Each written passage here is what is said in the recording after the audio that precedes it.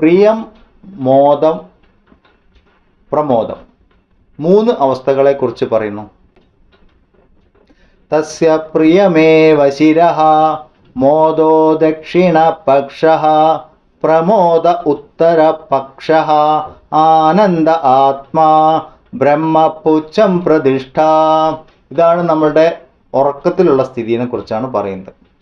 ആനന്ദാവസ്ഥയിലാണ് നമ്മൾ ഇരിക്കുന്നത്. ആ സമയത്ത് ബ്രഹ്മത്തിനോട് ചേർന്നിരിക്കുന്നു. ഇതിൽ നിന്ന് 3 വിധത്തിലുള്ള ആനന്ദം. ഇപ്പം നമ്മൾ ജാഗ്രതയിലും സ്വപ്നത്തിലൊക്കെ നമുക്ക് ആനന്ദമുണ്ട്.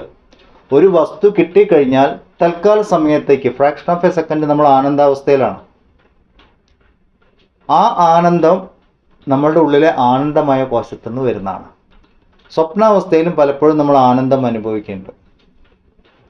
ബ്ലിസ്, ചില സാഹചര്യങ്ങൾ, ചില വസ്തുക്കൾ കിട്ടുമ്പോൾ, ചില ആൾക്കാരെ കാണുമ്പോൾ, ഇതൊക്കെ നമ്മളുടെ ഉള്ളിലെ ആനന്ദമായ കോശത്തു നിന്ന് വരുന്നതാണ്. ആനന്ദം 3 തലത്തിൽ പറഞ്ഞിട്ടുണ്ട്. പ്രിയം, മോദം, പ്രമോദം.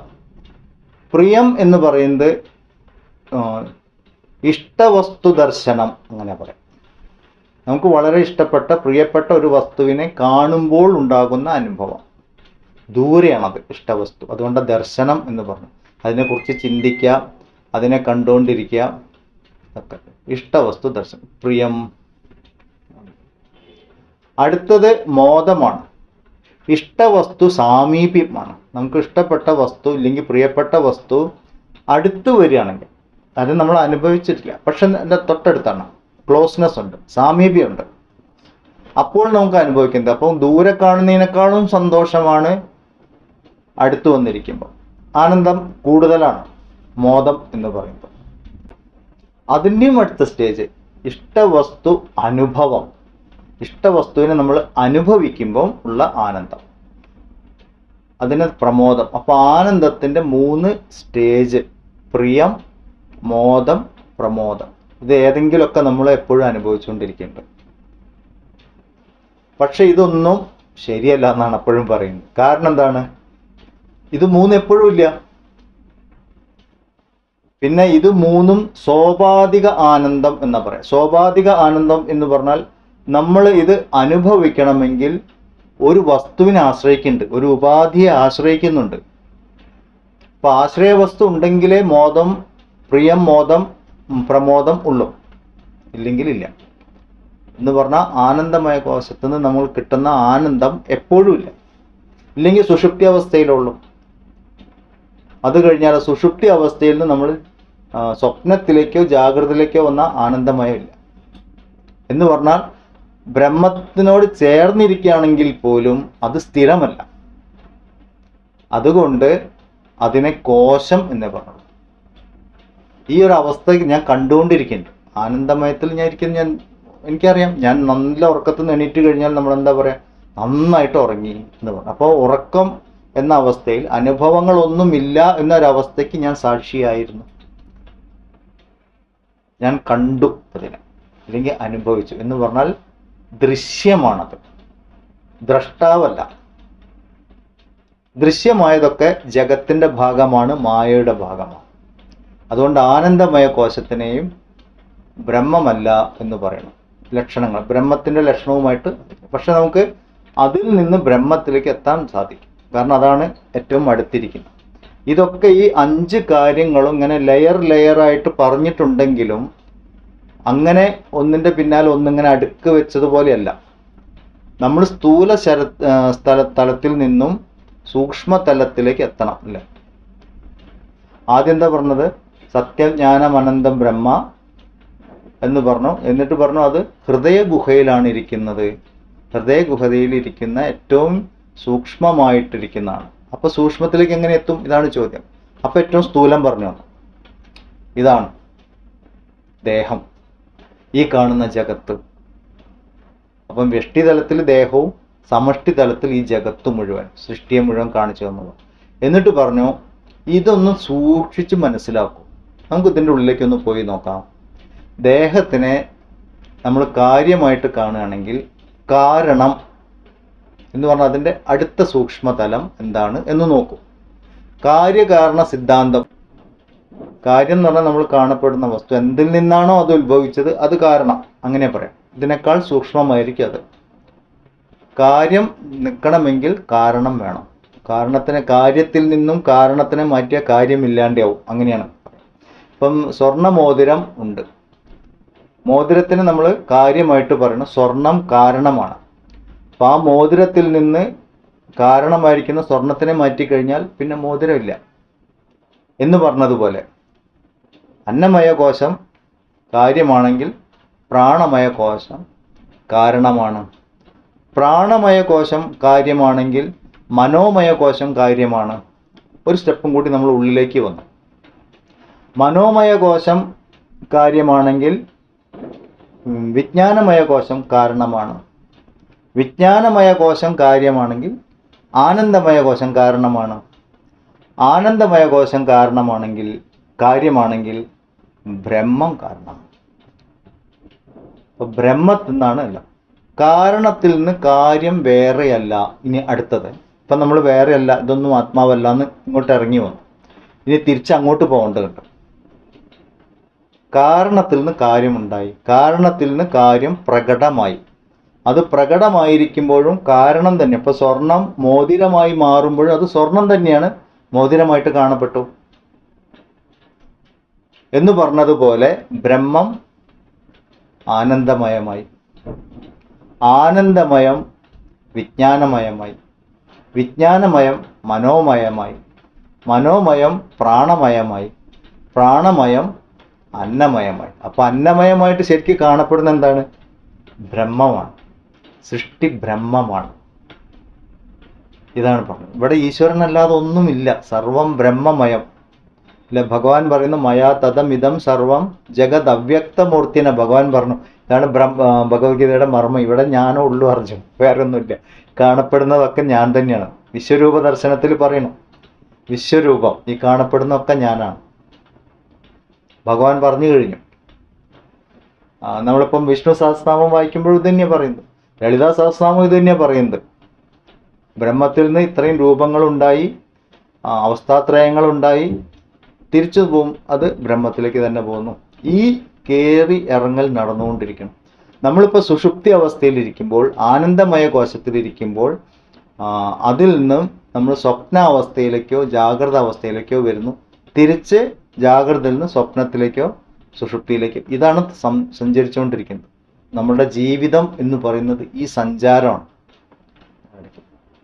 ഇപ്പം നമ്മൾ ഭഗവത്ഗീത വായിക്കുമ്പോൾ സൃഷ്ടിയെക്കുറിച്ച് പറയുന്നുണ്ട്. ഇത് ഭഗവാൻ ഇങ്ങനെ സൃഷ്ടി അതിൻ്റെ ആരംഭത്തിൻ്റെ സമയത്ത്, സൃഷ്ടി പ്രക്രിയ തുടങ്ങുമ്പോൾ അത് ലോകം പ്രകടമായി, അത് അതിൻ്റെ ഉള്ളിലേക്ക് വീണ്ടും പിൻവലിഞ്ഞു. ഈ പിൻവലിഞ്ഞിരിക്കുന്ന അവസ്ഥ അതാണ് സുഷുപ്തി അവസ്ഥ. ഇതാണ് നമുക്ക് ഓർമ്മിക്കാനുള്ളത്. ഇതിൽ തന്നെ രണ്ട് കാര്യങ്ങൾ ഇപ്പോൾ നമുക്കറിയാലോ. ഞാനുണ്ട്, വ്യഷ്ടിയുണ്ട്, സമഷ്ടിയുണ്ട്. വളരെ ശ്രദ്ധിക്കേണ്ട ഭാഗമാണ് ഇപ്പം ഇത്. വ്യഷ്ടിയും സമഷ്ടിയും ഉണ്ട്. സമഷ്ടി പറഞ്ഞാൽ ഒന്നിച്ചുള്ള തലം. എന്നിലെ ഈ ജീവൻ എന്ന് പറയുന്ന ഭാവം, ഇപ്പം നമ്മൾ പണ്ട് ജീവൻ എന്ന് പറഞ്ഞാൽ കർത്തൃത്വം ഭോക്തൃത്വം ആണ്. ജീവൻ എപ്പോഴൊക്കെ അനുഭവപ്പെടുന്നത്? ജാഗ്രത സ്വപ്ന സുഷുപ്തിയിലൊക്കെ അനുഭവപ്പെടുന്നത്. സുഷുപ്തിയിൽ ഞാൻ ആനന്ദം അനുഭവിച്ചു എന്നൊരവസ്ഥയുണ്ട്. ഭോക്തൃത്വമുണ്ട്, ആനന്ദ അനുഭവം ഉണ്ട്, ഭോക്തൃത്വം അനുഭവിക്കുന്നുണ്ട്. ഭോക്തൃത്വം അനുഭവിക്കുന്നുണ്ട്, ജീവത്വം ഉണ്ട്. എന്ന് പറഞ്ഞാൽ ആനന്ദമയ കോശത്തിലും ജീവത്വം ഉണ്ട്. വിജ്ഞാനമയവും ആനന്ദമയവും കൂടി ചേരുമ്പം ജീവനെ ശരിക്കും ജീവന്റെ പൂർണ്ണതയും. ഇപ്പം നമ്മൾ വിജ്ഞാനമയത്തിൽ ജീവനെ കണ്ടിരുന്നു, കർത്തൃത്വമുണ്ട്, പല കാര്യങ്ങളിലും ഭോക്തൃത്വമുണ്ട്. ആനന്ദത്തിൽ എന്താണ്? കർത്തൃത്വമില്ല, ഭോക്തൃത്വമുണ്ട്. അപ്പോൾ വിജ്ഞാനമയവും ആനന്ദമയവും കൂടി ചേരുമ്പോൾ ജീവനായി. ഇത് രണ്ടും യഥാർത്ഥത്തിൽ ഇല്ലെങ്കിലും തൽക്കാല സമയത്ത് ഉണ്ട് എന്ന് തോന്നുന്നതാണ് എന്ന് പറയും. പക്ഷെ ബ്രഹ്മത്തിൽ നിന്നാണ് ഈ വിജ്ഞാനമയവും ആനന്ദമയവും ഒക്കെ പ്രകടമായി വരുന്നത്. അതുകൊണ്ട് ജീവത്വം എന്ന് നമ്മൾ അനുഭവിക്കുന്നതും ബ്രഹ്മം തന്നെയാണ്. പക്ഷെ നമ്മൾ സെപ്പറേറ്റ് ജീവൻ ഉണ്ട് എന്ന് പറയുന്നിടത്താണ് പ്രശ്നം. എങ്ങനെയാണ് എല്ലാം ഭിന്ന ഭിന്നമായ ജീവൻ ആയിട്ട് തോന്നുന്നത്? ഉപാധി ബന്ധം എന്ന് പറയും. ഓരോ ദേഹവുമായിട്ട് ചേരുമ്പോൾ ഓരോ വിധത്തിൽ അത് പ്രകടമാവും, ഓരോ വിധം കർമ്മങ്ങൾ സംഭവിക്കും. അപ്പോൾ ഓരോ ദേഹത്തിനകത്തുള്ള ജീവൻ നമ്മൾ എന്ത് പറയും, ഒക്കെ സെപ്പറേറ്റ് ജീവനാണ് എന്ന് പറയും. യഥാർത്ഥത്തിൽ അങ്ങനെയൊന്നുമില്ല.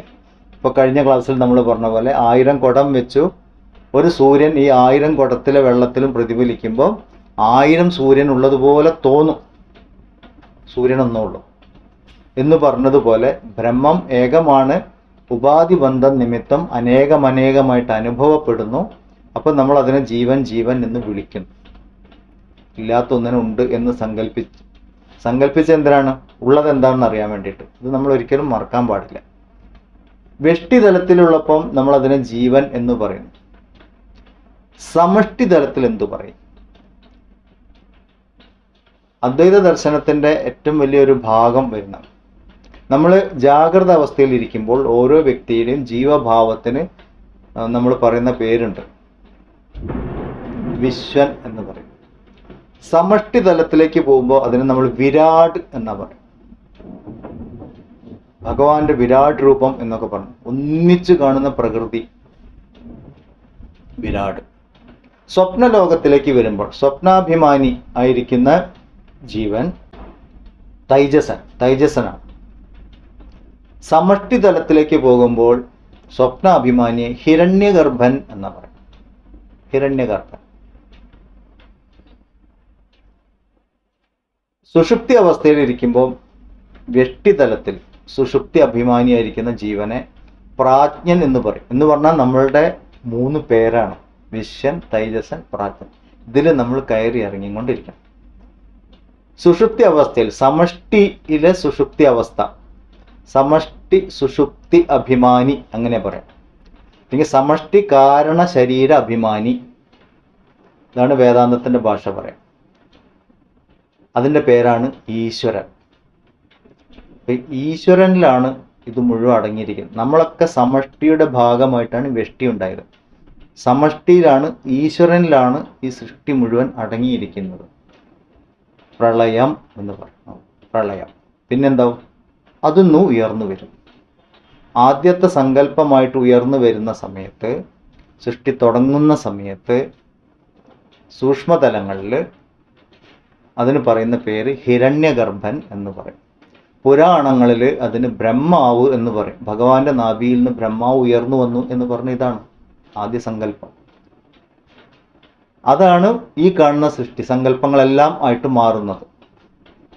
ഇപ്പൊ ഈ കാരണ ശരീരത്തിൽ നിന്ന്, ആനന്ദമയ ശരീരത്തിൽ നിന്ന് ബാക്കിയെല്ലാം ഉണ്ടായതുപോലെ അത് സെയിം ഇവിടെ കഥാരൂപത്തിൽ പറഞ്ഞിരിക്കും. ബ്രഹ്മാവ് സങ്കല്പിച്ചു, സൃഷ്ടിച്ചു, സങ്കല്പിച്ചു, ഇങ്ങനെ എല്ലാം ബ്രഹ്മാവിന്റെ സങ്കല്പം എന്നാ പറയുന്നത്. സങ്കല്പം എന്ന് അവിടെ പുരാണങ്ങളിൽ തന്നെ പറഞ്ഞിട്ടുണ്ട്, ഇതൊക്കെ സങ്കല്പമാണ്. പക്ഷെ നമുക്ക് സത്യമായിട്ട് അനുഭവപ്പെടുന്നത് അജ്ഞാനം കാരണം, മായ കാരണം. ഇതിനാണ് മായ എന്ന് പറയുന്നത്. സത്യം ഒന്നായിരിക്കെ വേറെ ഒന്നായിട്ട് നമുക്ക് അനുഭവപ്പെടുന്നതിനാണ് മായ എന്ന് പറയുന്നത്. ഇനി മുന്നോട്ട് ഇതാണ് ഇനി നമുക്ക് പഠിക്കാനുള്ളത്. സൃഷ്ടി പ്രക്രിയയെക്കുറിച്ചാണ് പഠിക്കാനുള്ളത്. ശിഷ്യന് ഉടനെ ഒന്നും വിടാനുള്ള ഭാവമില്ല ഉപനിഷത്തിൽ. അടുത്ത അനുപ്രശ്നങ്ങളുണ്ട്.